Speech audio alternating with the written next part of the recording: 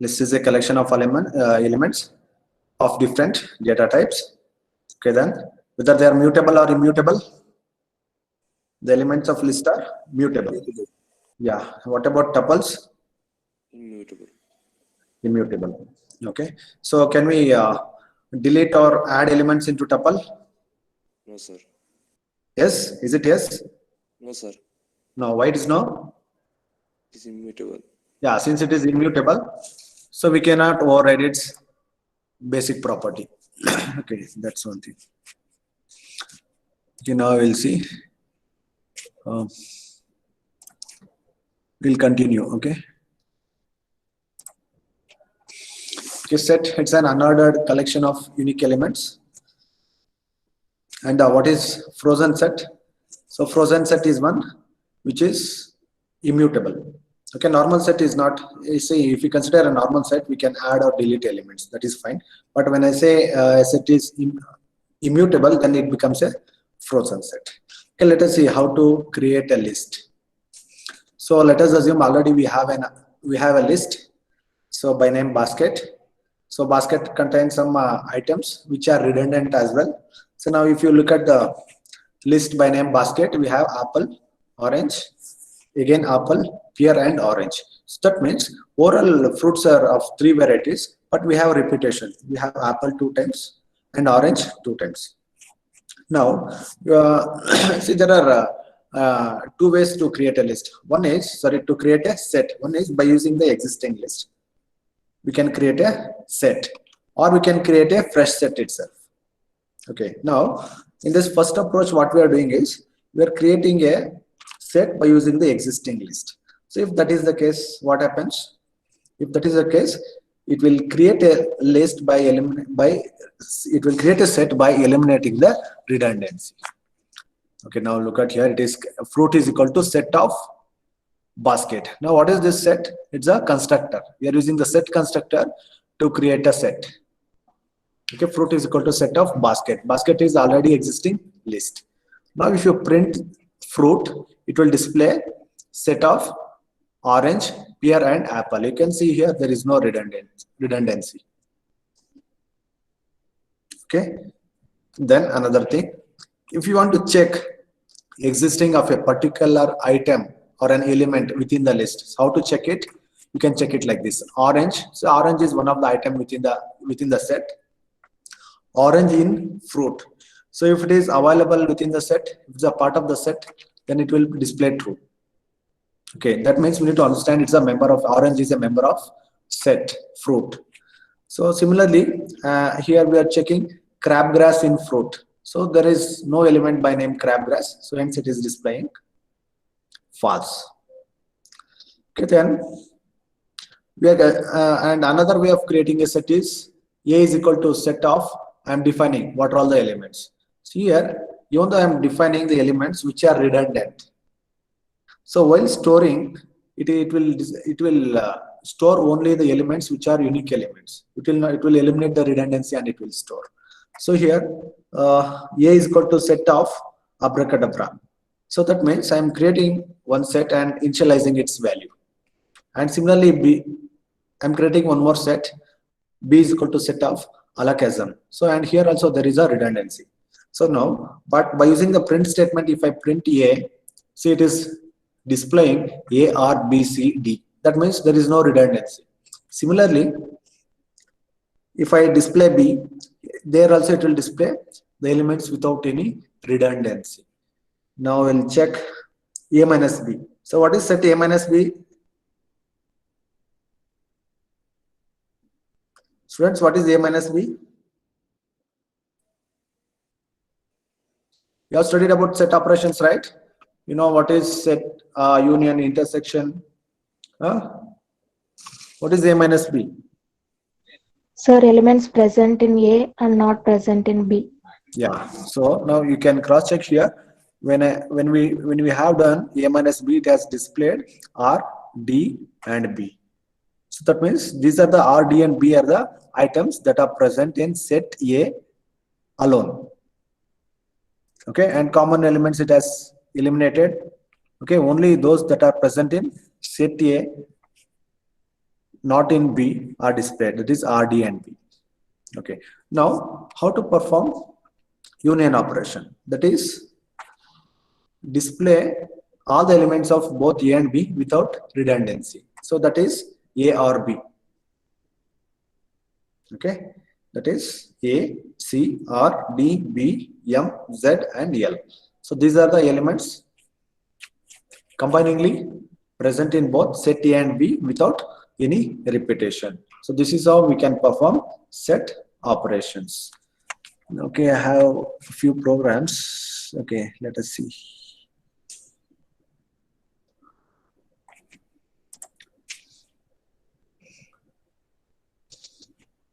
Okay, I'll go to idle.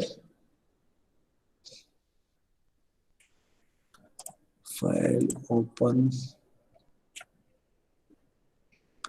downloads. Okay, set demo. Okay, can you see this? Okay, once I'll increase the font size.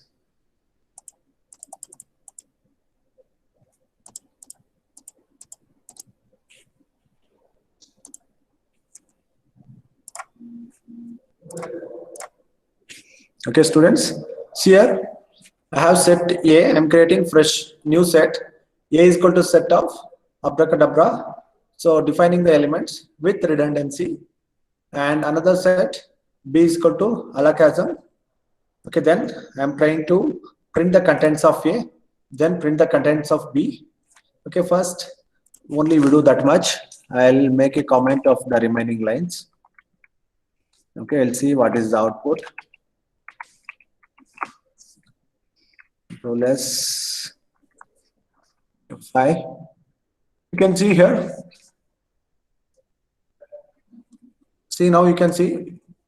So the contents of set A is abracadabra with repetition, and B is equal to alakazam. But the moment when we are printing the contents of set A, it is displaying D, A, R, C, and B without any repetition. That means we need to understand it doesn't matter what elements you are entering, whether you are entering with redundancy or without redundancy. While storing within the set, it will store in such a way that there is no redundant element within the set. Similarly, the set B. Here also now you can observe there is no redundancy while displaying the contents of set A and B. Okay, now let us perform A minus B run. Okay, see here A minus B is R, B, and D. R, B, and D are the elements that are present. Okay, that are present in only set A. Unique elements that are present in only set A. Similarly, if you want to display the elements that are present only in set B, that is B minus A, that also we can do. Okay, L and M, M and Z are the elements which are present only in set B. So that is B minus A. Now, if you want to perform if you want to know what are the common elements that are present, sorry, not the common elements. If you want to display all the elements that are present in both set A and B without any repetition, is A union B. You can see here R, M, Z, L, C, B, D, and A. So here it is displaying the list of all the elements present in both A and B without any repetition. Okay, so here we are displaying elements which are belonging to either A or B without repetition. We will see one more example. Set demo.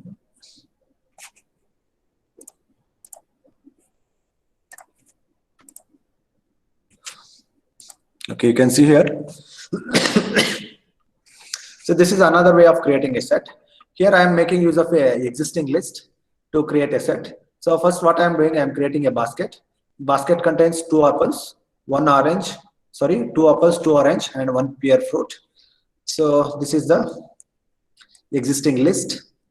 Okay, name of the list is basket. Now by using the set constructor, I am creating a set.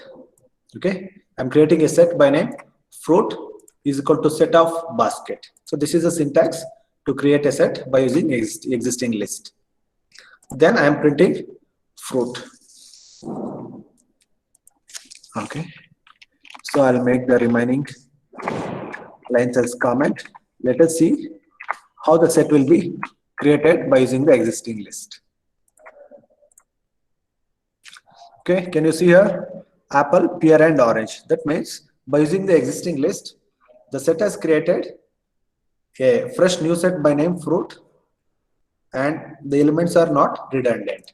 So only one apple, one pear, and one orange we can see here. Okay, but within the list there was redundancy. Now we'll check the existence of a particular fruit within the set. Now I want to check whether orange is part of fruit or not. Okay, whether it is part of our set or not. How to check it? So orange in fruit. In is the keyword, orange is the element, and fruit is the set name. True. Okay, because orange is part of set fruit. So now similarly I will check mango. We know that there is no fruit by name mango in our set. Now I want to check whether we have mango in our set or not. False. Okay, it's showing that we don't have any element by name mango. Okay, that's about the set operations. And also one more example about tuple. Okay, I think we discussed this, isn't it, in the last class? Students? Hello? Hello, students? Did we discuss about this program? In the last class. Yes, see what we call this I into 3. This is called as the repetition. That means repeat I 3 times. Okay, and we are linking it with for loop. So the range is 0, 5. So what it will do? So here it will display I value 3 times by incrementing its value by 3. So that is 0, 3. So it will display 5 times because the range is 0 to 5. Okay, by incrementing I value 3 at a time. So that is 0, 3, 6, 9, and 12. And these values will be stored into my list. So when we print my list here, you can see the output. So it will create a list by name my list, and it will display 0, 3, 6, 9, and 12. Why? Because so we are using the repetition factor I into 3. So initially I value is 0 because the range starts from 0, and in the subsequent iterations it will be jumped by 3 numbers. So that is I into 3. Then here we are creating one more tuple. New tuple is equal to tuple of new list. So this is by using the tuple constructor we are creating my new list. So then print new tuple. So here what it has displayed? 0, 3, 6, 9, and 12. So after that I am creating one more tuple. Tuple 2 is equal to hello 1by 19 MCA 01 3 and 2020. So it is printing all the values. Okay, fine. Then what else? Okay, now we'll see one more. Did I tell about dictionary? Students? No, sir. Okay, so dictionary, have you heard about hashing concept? How the hashing will work? Hashing will work based upon the concept of key value pairs, isn't it? Where every key must be unique and values may be or may not be redundant. That is fine. But whenever we create any hash, so always the keys must be unique. So one key may be mapped to one or more values. That is fine. So here we call it as dictionary. So the dictionary is one data structure available in Python, which is based upon hashing technique, and that is key value pairs. So look at the syntax, how to create a dictionary. Okay, dictionary. Okay, text is equal to name. Okay, this is the key. Okay, key colon value. Now name is the key and Raj is the value. And here the second element, sem is the key and 3 is the value. And in the third item, college is the key and BMSIT is the value. That means the whole thing is nothing but key value pairs. Okay, now how to print the dictionary? Okay, print of dictionary, that is dict. Okay, then so how to print the unique key value? So here, before printing any value here, so one thing is mandatory, that is we need to know what is its key. Unless we don't know what is its key value, we cannot print a specific value. Okay, see here either two things we can do, that is we can display the complete dictionary if you know the name of the dictionary, or if you want to print the specific value, then we should know its key value, that is what is the key. Okay, first let us make certain things comments.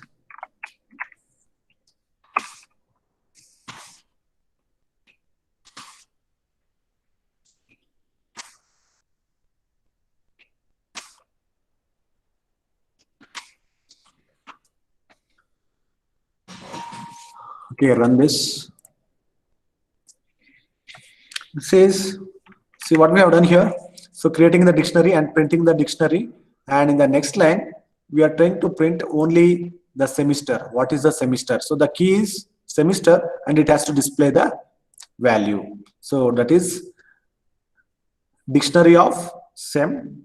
Okay, it will display what is the value of the semester. So the value of the semester is 3. And look at the elements. So we have first element, that is the element colon value, then second element sem, and the third element BMSIT. See, after that what we are doing now, I am trying to delete one element from the dictionary. So what I am trying to delete, I want to delete college from the dictionary. Okay, that is DEL, dict of college. Okay, then print dictionary. Let us see what is going to happen here. You can see here we have successfully deleted the element, that is college. Now we are left with only two elements, that is name and semester. Now I want to create one more dictionary by name my dictionary. So I am storing Ajay as the name, okay, and the phone number. I'm linking name with phone number, and second value also one more name with phone number. Okay, then I'll print my dictionary. Look at here. So I have created one more list, my dictionary, with two names associated with the phone numbers.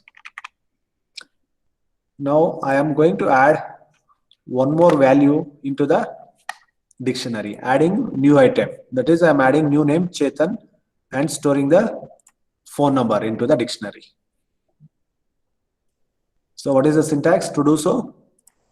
My dictionary of some key. So the key name is Chetan. My dictionary of key, that is Chetan, is equal to value. Okay, dictionary of key is equal to value. Like this we can add new elements into the dictionary. Then ultimately print. Okay, we will cross check whether it is printing or not. Yes, it is successfully added. It has successfully added Chetan and it has stored his phone number. Okay, like this we can deal with dictionaries.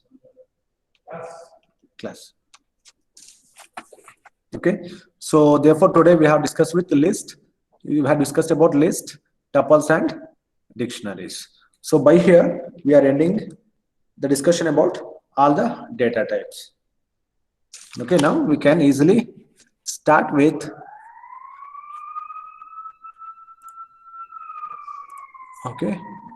Now we can start with control flow structures. Students, any doubt with dictionary, tuples and set? Hello? Surya? Hello, Sunil? Akash? Yes, sir. Any doubt about set or anything, any concept that we discussed? No, sir. Okay, can we continue? Yes, sir. Yes. Okay, now we'll continue the control flow tools. What are the control flow tools available? So the first one that we are going to study is while loop. So as we know that, so whenever you want to perform conditionally certain operations to n number of times, okay, until the condition holds true, it will keep performing the operation. In such situations, we use while loop. Okay, let us see the syntax. There is no much difficulty in understanding the syntax. See, look at here in the same way, just like how you write the condition in C program. Similarly, we write the while condition. Then only the difference is after that, we should put one colon, then indentation, follow the indentation. So this indentation will decide, okay, what is the body of the loop. Okay, see here, after I plus 1, we have a flag. So that means you can see the column in which the while loop is starting, in the same column the flag is also starting. That means the flag is not part of while loop. Only up to I, okay, we have body of the while loop. So this indicates, okay, this portion indicates body of the while loop. So through this we'll understand the importance of indentation in Python. See here the statements refers to one or more lines of Python code. The conditional expression may be an expression where a non-zero value is true. Okay, that means whenever you write any condition, any non-zero value is considered as true. The loop iterates while the expression is true. So until the expression holds true, the loop will be repeated. Okay, now look at here. So what we are trying to do with this while loop. So initially we are taking one local variable I is equal to 1. Then we are putting the condition, okay, while I less than 4. That means until this condition holds true, okay, you repeat the loop. So in the loop, what we are doing, printing the I value. Okay, now I is equal to 1. So in the first iteration, so while 1 is less than 4, yes, true, print I, then I is equal to I plus 1. Now I has become 2. While 2 is less than 4, yes, condition is true, print I, that is print 2. Then once again increment I value. Now I has become 3, I is equal to I plus 1. Then once again check, 3 is less than 4, true, print 3. Then I is equal to I plus 1, 4. 4 is less than 4. Okay, condition is false. Why? Because 4 is equal to 4. It is not less than 4. Okay, now come here, set flag is equal to true. Okay, now while flag. So while flag, what is the value? True. Okay, while true and I is less than 8. What is I value? 4. 4 is less than 8. Okay, so 4 is less than 8. That is also true. So that is true, and true is always true. You know the Boolean logic, isn't it? True and true always results in true value. Okay, print flag comma I. That is print flag is true. I value is 4. I is equal to I plus 1. So that is I is equal to 4 plus 1. That is 5. Once again, while flag, that is true and 5 is less than 8. Yes, true. Once again print flag comma I, that is true comma 5. Then once again increment I value. I has become 6. True and 6 is less than 8. Once again true, true and true. Yes, condition is true. Come inside the while loop. Display true comma 6. Similarly, increment I value. I has become 7. True and 7 is less than 8. Once again true. Display true comma 7. Increment I. Okay, once again flag true. Flag is true and I value has become 8. 8 is less than 8. False. Okay, now we should come out of the for loop. Okay, that means it has displayed only up to 7. True comma 7. This is how while loop will work in Python. Okay, absolutely no difference. Okay, while loop will work similarly in all the languages. Any doubts, students? How to use while loop? So this is a very simple syntax. Okay, so you need to remember that how to begin the body of the while loop. Body of the while loop starts immediately after this colon. Then look at this indentation. This indentation will decide where you are ending the body of the while loop. Okay, now we will look at another control flow statement, that is if statement. If statement already we have used in our program. Okay, now we will use it in a different way.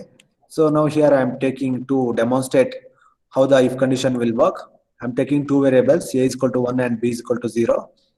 If a, see, any non-zero value always indicates that it is true value. Okay, remember, once again I repeat, any non-zero value always indicates that it is true. So if a means if true, print a is true. Okay, if not b, okay, b is equal to 0. If not, b means if not true. If not true, okay, then b is false. Similarly, if a and b, that means if true and true, then print a and b are true. If a or b, that means if either one is true, then you can print a or b is true. Now we'll trace out the output. Okay, look at here. We have a is equal to 1, b is equal to 0. And if a, what is the output? A is true. Okay, yes, it is showing a is true. If not b, b is false. Okay, that means if not b means if b is not true, display b is false. If a and b, that is what is a value? True, one, that is true. B is false. True and false always results in false. So therefore this condition will never execute. Why? Because we are not coming inside the body of the if condition. Why? Because here the condition has become false. So hence we are not displaying A and B are true. Okay, next, come to the next if condition. If A or B, that is 1 or 0, always results in 1. That is true or false always results in true. So hence print A or B is true. Okay, let us check it. I have typed that program.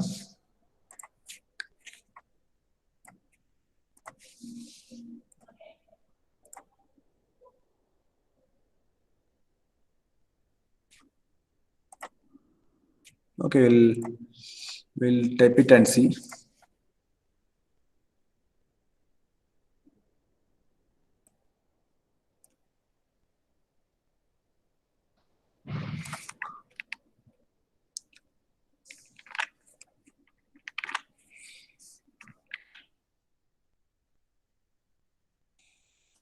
See here, we need to do a little bit syntactic adjustments, because this will result in an error. I'll show you. Save as if demo .python.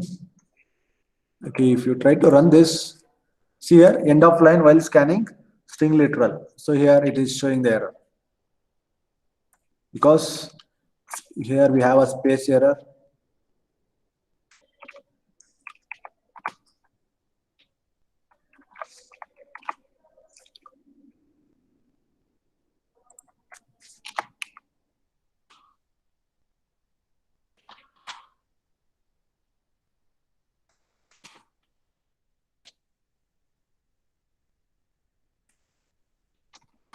Okay. Control S F5. So end of line once again. Okay, here we have forgotten to put the bracket. Yes. Once again.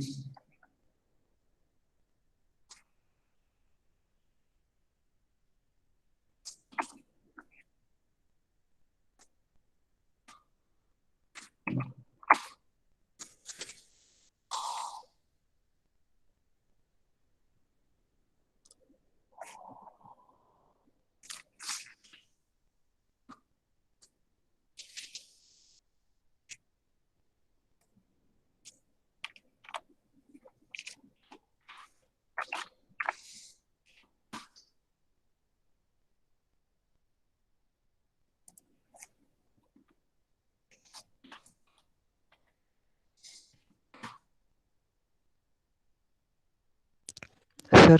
Yes. At end, that we are closing that bracket, no, sir. Before that, one symbol is there. It is not. Moment.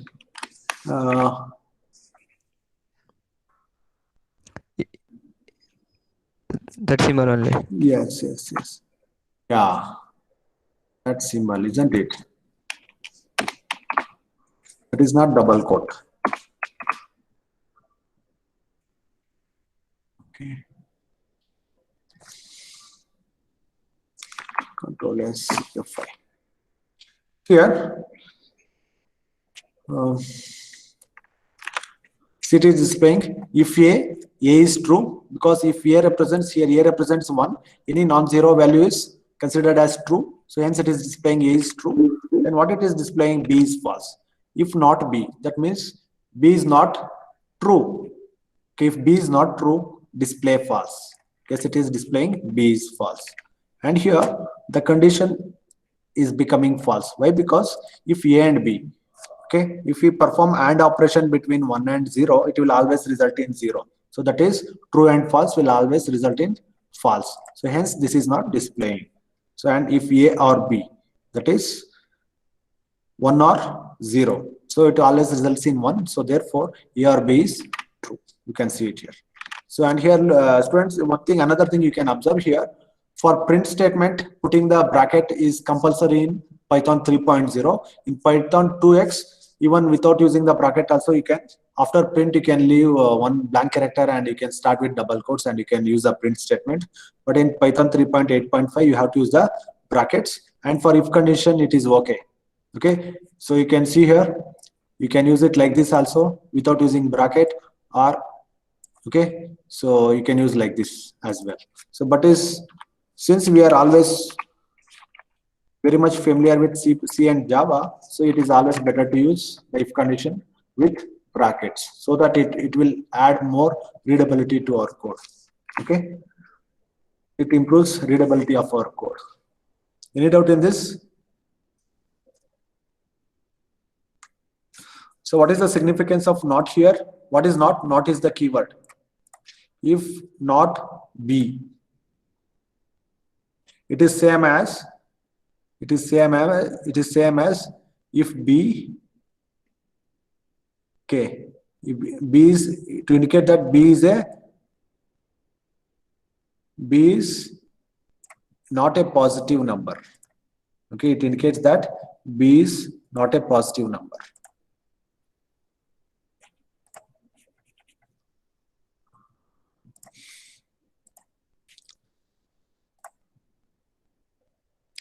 Okay, after this, still we'll continue with if condition. So we'll consider else if. Okay, A is equal to 1, B is equal to 0, and C is equal to 2. If A is greater than B, if A greater than B, and one more if condition within the if, that is nested if condition. If A is greater than B and if A is greater than C, then print A is greatest, else C is greatest. Okay, then once again, I'm using elif. Okay, elif is nothing but is a shortcut of else if. Okay, if this, okay, if this condition doesn't holds good, then if elif means else if B is greater than C, then print B is greatest, else print C is greatest. Just you need to observe here. So where to use the colon? So look at your students, how to use elif.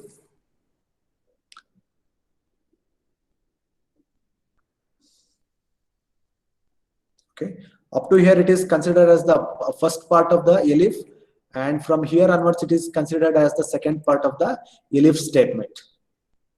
If A is greater than B, then go inside the if condition, and once again we have the nested if here. How to use the nested if? Like this, simple else if. Then put elif here. Elif is nothing but else if B is greater than C, print B is greatest, else print C is greatest. So like this we can use elif. Elif is a shortcut for else if. The elif keyword can be used to specify an else if statement. Furthermore, if statements may be nested within each other. That means you can nest any number of if conditions that you want.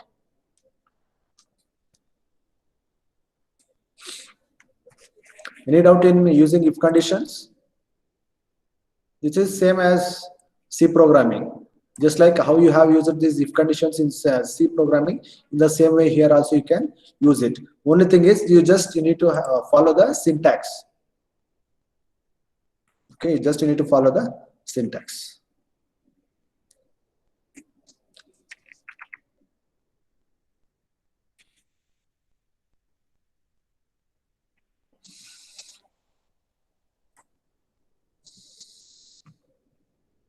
So next is for loop. The for loop has the following general format: for variable in. So this is a variable is an iteration variable. In is the keyword and the sequence. Okay, sequence can be anything. So it can be a list, it can be a set, or it can be a string. Okay, and the statements. You can look at here. So for letter, what is letter? Letter is an iteration variable. In, what is this? This is string.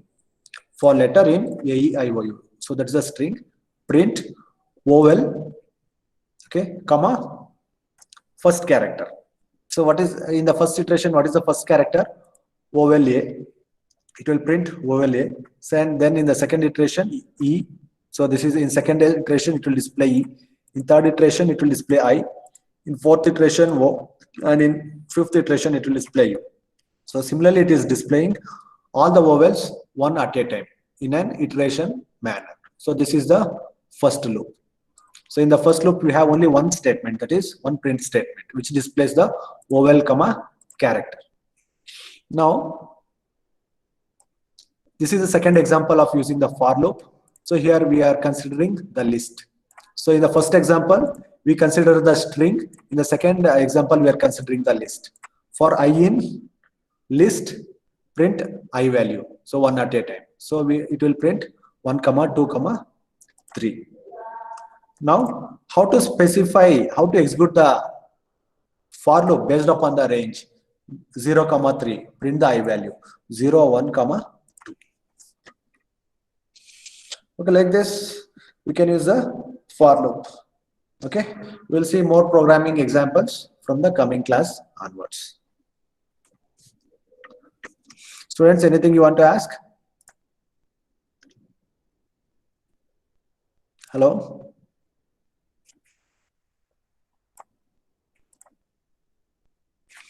Students, anything you want to ask? No, sir. Okay, shall we end the session? Yes, sir. Okay, thank you. Later, I'll send you the quiz. You answer for the quiz. Thank you. Okay, sir. Thank you. Thank you, sir.